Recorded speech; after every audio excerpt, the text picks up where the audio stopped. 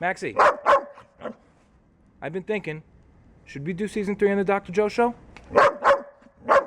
You sure? You sure it's a good idea?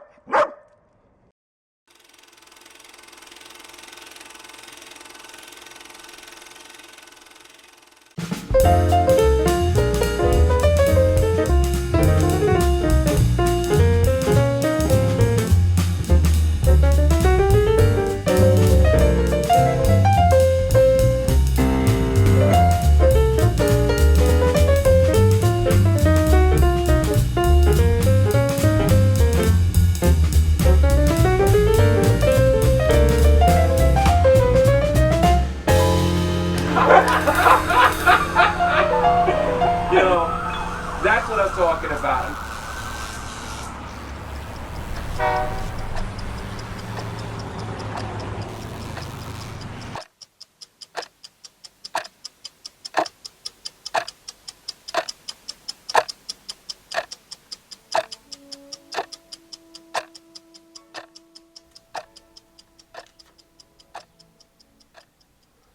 Welcome back to the Dr. Joe Show's All About Aging Cigars.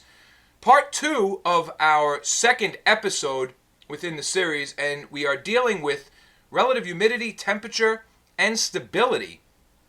In our first part, we talked about, well, once again, we had a bit of a science lesson, and we talked about the mechanics behind relative humidity, what relative humidity is, and how it operates in relation to temperature. The two are interrelated. So, all of that being said, it's time to get into the second part of our episode. And before we get into all the numbers and settings and ratings and ranges and things regarding what to actually store your cigars at, I want to talk a little bit about something I call the aging boom.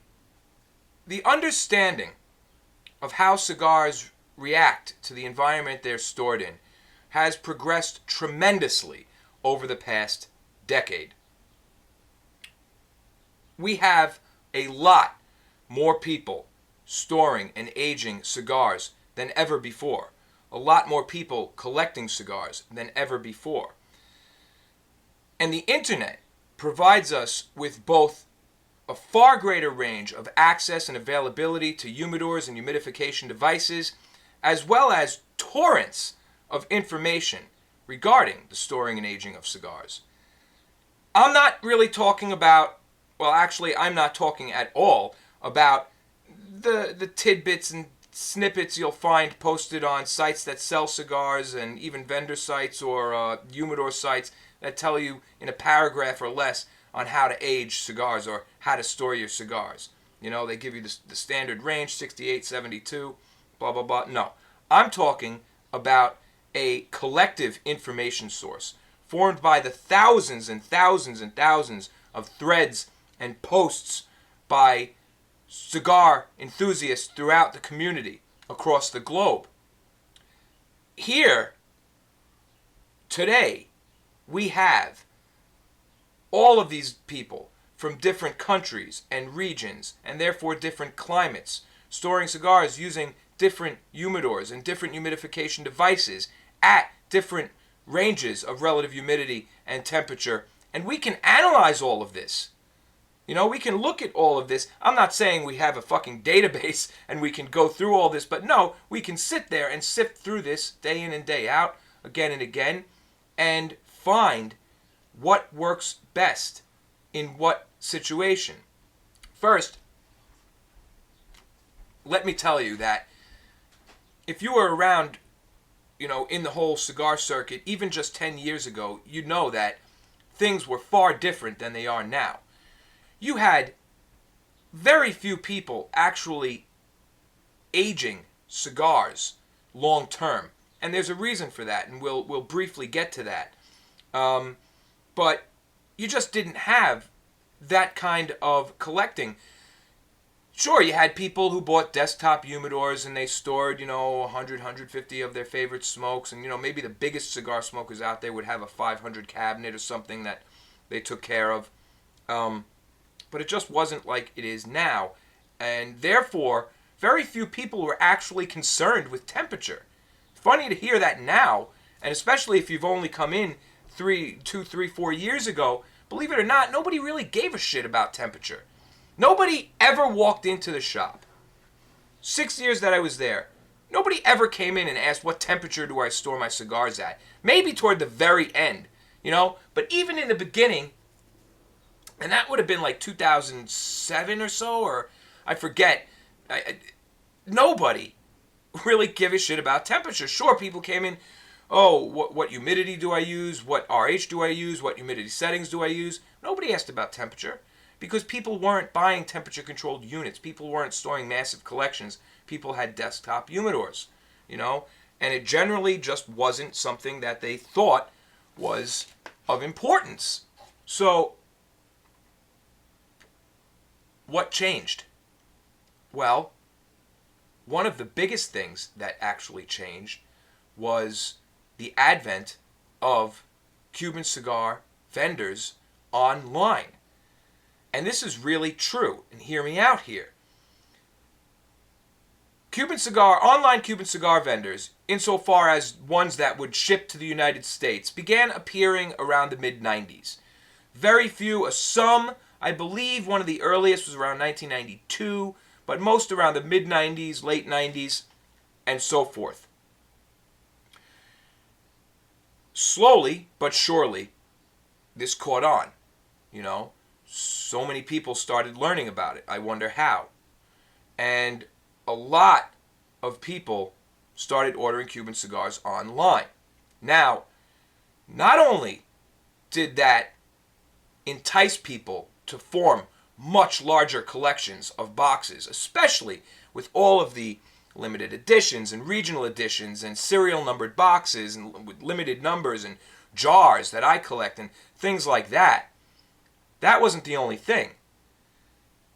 Box dates and a little Habanos SA parchment that gave instructions not only on what RH to store your cigars at, but also at what temperature to store your cigars at, started people really thinking about forming big collections of cigars to age long term.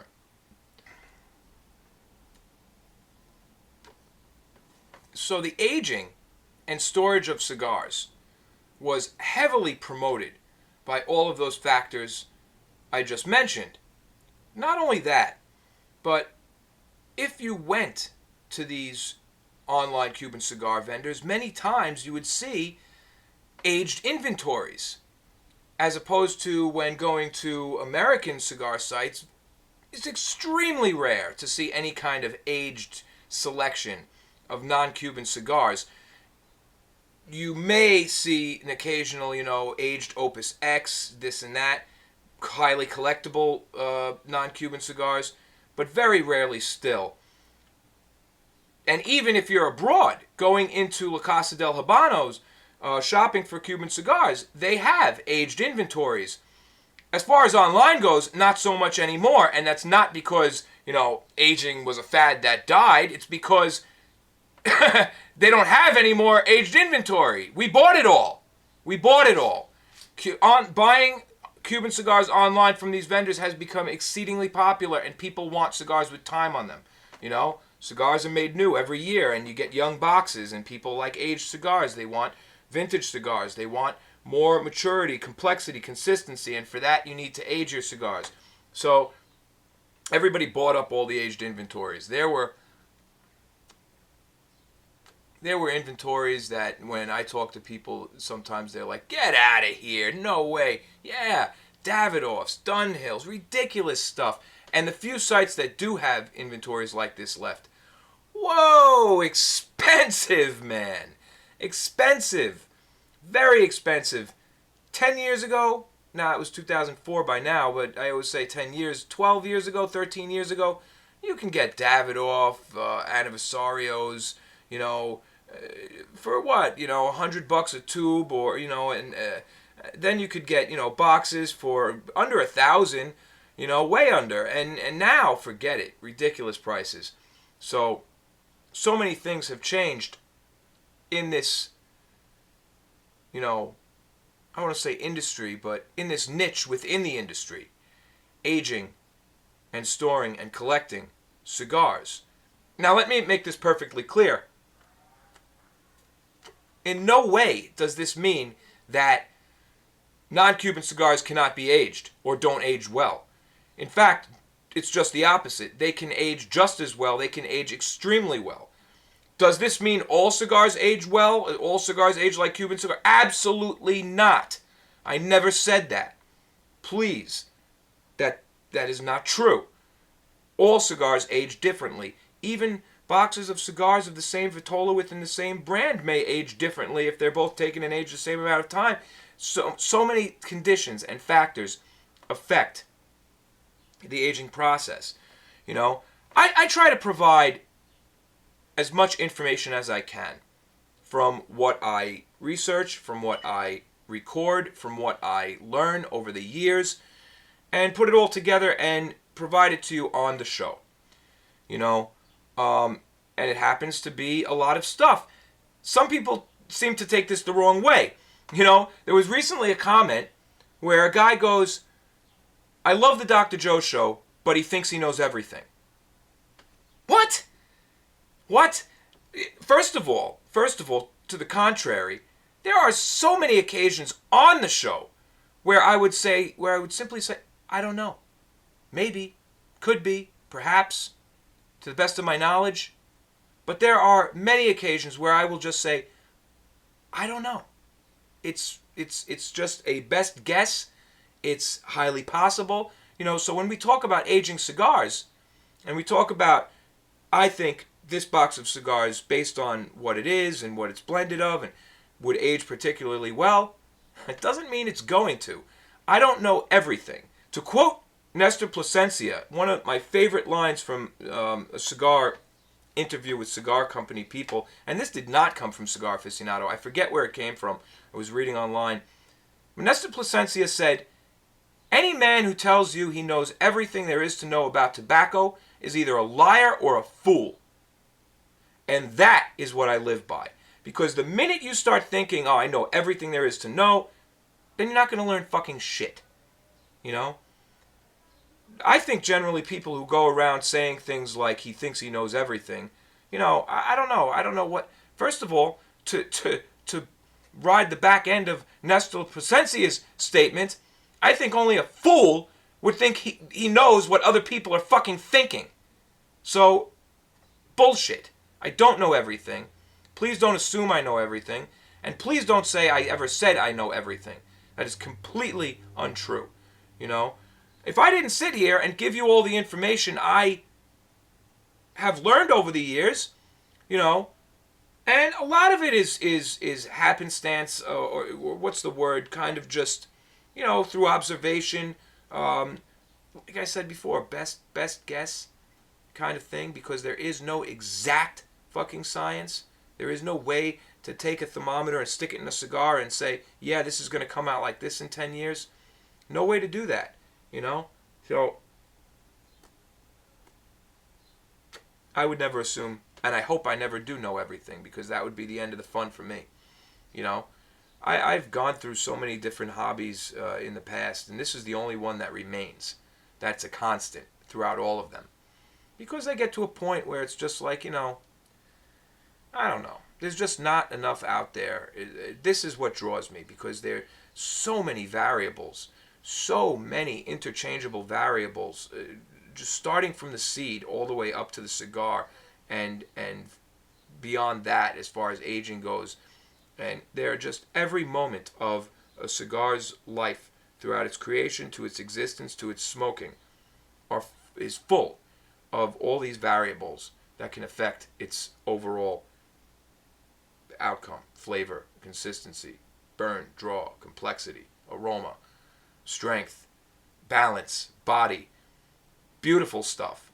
Just beautiful stuff. So, I don't know. I went on a tangent here a little bit, but not really, because it has to do with aging cigars. It really does. There is no way to know everything there is to know about aging cigars. Sorry. But I can tell you, like I said before, through thousands and thousands of threads and posts on the internet by so many different cigar enthusiasts, I can tell you what works, what it looks like. And then through my own experience, because I do have very old boxes of cigars, and I do have non-Cubans that I've aged for over 10 years, and I do have Cubans that I've aged myself for over 10 years, and Cubans that are up to over 50 years old, that obviously I didn't age myself, because there's no way for me to have done that. But, you know, I could tell you a thing or two. If you want to be a dick and start saying things like, oh, he thinks he knows everything, where does that come from? Is that like from some sort of insecurity based on the fact that you don't know everything, or you think you know everything, or you want to know everything but don't? Or how does one come to that realm of thought? I don't know. I just don't know. So, as I stated, Cuban cigars are time-tested. They've been around for centuries. They've been aged for centuries. Whereas non-Cuban cigars have not. Dominican cigars came out full force for retail sale only around 50 to 60 years ago. Nicaraguan cigars, same thing, but they have an even shorter lifespan as far as experience is concerned because of the embargo that was put on them, which halted all production for several years. So we don't have many living examples of aged non-Cuban cigars. It was never a big American thing. We never put box dates on cigars, you know. Pete Johnson started doing that with his whole, make it like Cuba makes it kind of mentality, which I happen to really like, and several companies may follow suit. There are a few others who do that, put dates, but I forget who they are. Generally, they don't. And up till 1985, Cuba didn't either. And that's another story about aging. So, to talk briefly about that, the fact that there were no box dates on Cuban cigars before 1985, that was also something that had a profound effect on people as far as aging cigars goes, especially as you see on the internet today with so many people concerned over box dates, which is a great thing. But that's not what they were meant for.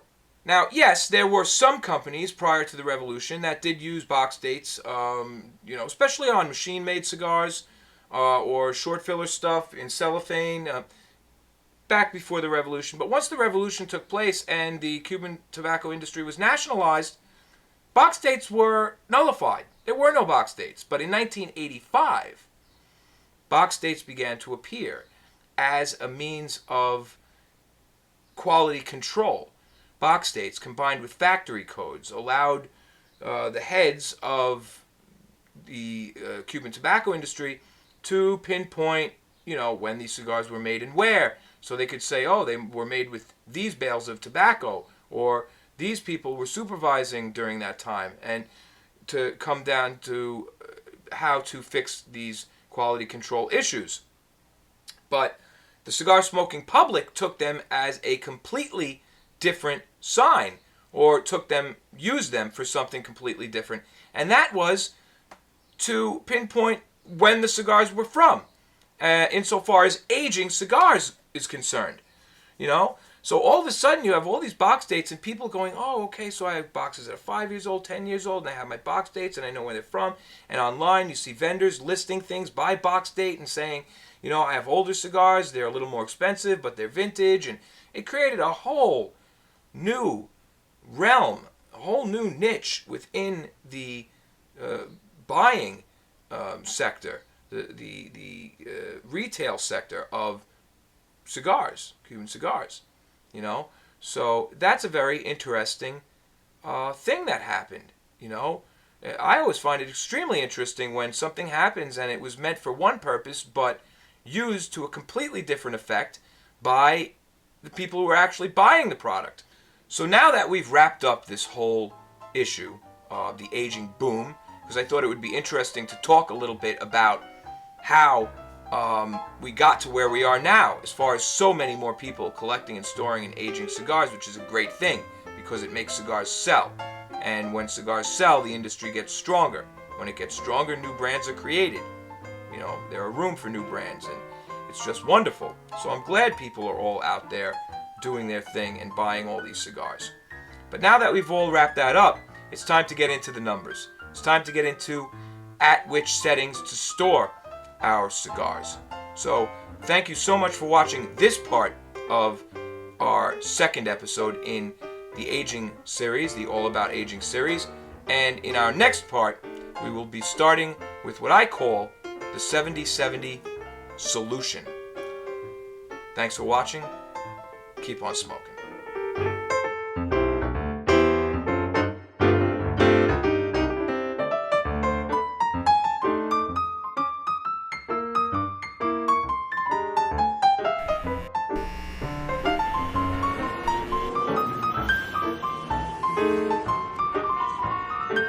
Say goodnight, Max.